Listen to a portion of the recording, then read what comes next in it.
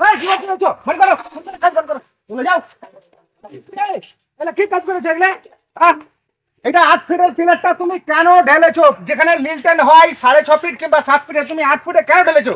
ঠান্ডা হও, ঠান্ডা হও। 8 ফিট ঢালিনি তো, এখান থেকে আমি এই পর্যন্ত মেজে লেভেল করে দেবো। হ্যাঁ, মেজে লেভেল হলো। হ্যাঁ, তারপরে লেভেল আচ্ছা, তোমার কয় ফিট বাজবে? 6.5 ফিট। হ্যাঁ 6.5 ফিটে বাঁচলো তো এখানে যে তুমি গাঁথনি করবে, এখানে গাঁথনি করবে তো যে এখানে মাটি ঢালবে মেঝেতে, এই মাটি ঢালার যে চাপটা, এখানে চাপটা যখন পড়বে তো এখানে ফেটে যাবে। তো এটাকে কিভাবে থামাবে তুমি? ফাটবে না, 5 ইঞ্চি শর্টকাটে করতে হবে। মিস্ত্রি না, মালিকের অত টাকা নেই, শর্টকাটে করতে হবে। মালিকের তুমি কি টাকা কম নিয়েছো? কম নিয়ে নিত। তুমি যেভাবে বলছো এভাবে ঠিকই আছে, এভাবে করলে বাড়ির মালিকেরও ভালো হয়, সুবিধা হয় এবং মজবুত হয়। কিন্তু এই মজবুতি দেখতে গেলে আমার যে উল্টা লস হয়ে যাবে। আমার যে হিসাবে রেট দিচ্ছে সেই হিসাবে তো কাজ করলে আমার লস হয়ে যাবে। আগে গাঁথনি, আগে অব্দি পিলার করে গাঁথনি করলে তো আমার লস হয়ে যাবে না। মালিক যেভাবে পয়সা দিচ্ছে সেভাবে তো আমাকে কাজ করতে হবে। তো তোমার পোষানে তুমি কাজটা নিলা কেন? তো কি করবো, আমারও তো রুটি পেটের ভাত চালাতে হবে। মার্কেটে তো এভাবে কম্পিটিশন চলছে, যে যত কমে দিতে পারে মালিক ওটাই তো খুঁজছে।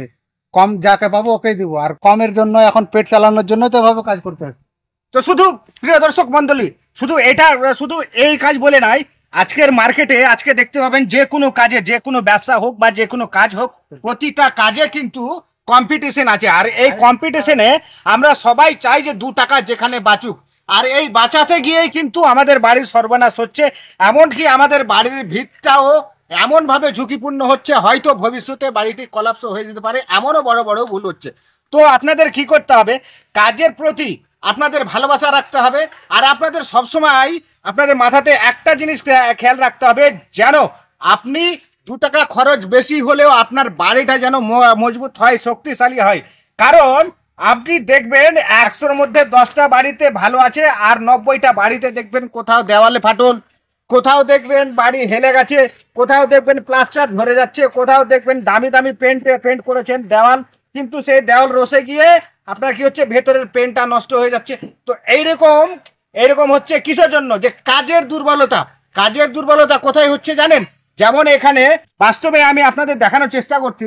এখানে কিন্তু এখানে আপনার মেঝে লেভেল পর্যন্ত গাঁথনি হবে। এখান থেকে এখানে বিমটা দেখতে পাচ্ছেন, এই উপর থেকে এখানে মেঝে লেভেল গাঁথনি হবে। এখন এখানে মেঝে লেভেল গাঁথনি করার পরে যদি এখন এই ঘরের মধ্যে যদি আপনি মাটি দেন, আর সেই মাটির চাপটা যদি এদিক দিয়ে দুদিক দিয়ে চাপার চেষ্টা করবে, আর ঠিক গোড়াটা এইভাবে আপনার এই জায়গায় গোড়াটা ফেটে যাবে। তো এখানে মিস্ত্রির যেহেতু রেট কম হয়েছে, আর আপনিও হয়তো কম দেখেছেন, যার ফলে মিস্ত্রি তো চাই সব সময়, কে চায় না? মিস্ত্রিও তো হিসাব আছে, বা নিজের দিমাগ, নিজের আছে, বুদ্ধিমত্তা আছে। তাতে দেখছে যে আমার হয়তো লস হবে, লস হওয়ার জন্য সেই সময়টুকু বাঁচিয়েছে, আর এই কলামটা একবারে 8 ফুট ঢেলে দেওয়া হয়েছে। এবার এবার আপনাকে এখানে কি করতে হবে? আপনাকে রেটটা ভালো দিতে হবে, তাহলে কাজ আপনার স্ট্রং হবে, মজবুত হবে। আর এই কলমটা যদি এখানে মিস্ত্রি ঠিক মতো রেট পেত, তাহলে এই কলমটা এখান পর্যন্ত শর্ট কলম করা হতো, আর চারিদিক দিয়ে গাঁথনি করে তার উপরে একটা প্লিন বিম বা টাই বিম হতো, তার উপর থেকে এই কলমটা উঠতো। তাহলে কলমটা কি বা বাড়িটা কি হতো, মজবুত হতো আর শক্তিশালী হতো।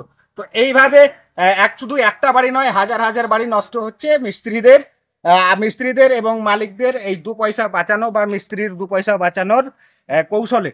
তো আপনারা চেষ্টা করবেন সবসময় মিস্ত্রিকে 10 টাকা বেশি দেওয়ার বা ভালো পর্যাপ্ত পরিমাণে রেট দেওয়ার। তো আজকের ভিডিওতে এই পর্যন্তই, দেখা হচ্ছে পরবর্তী ভিডিওতে। ভালো থাকবেন, সুস্থ থাকবেন। আর ভিডিওটি কেমন হয়েছে কমেন্ট করতে ভুলবেন না।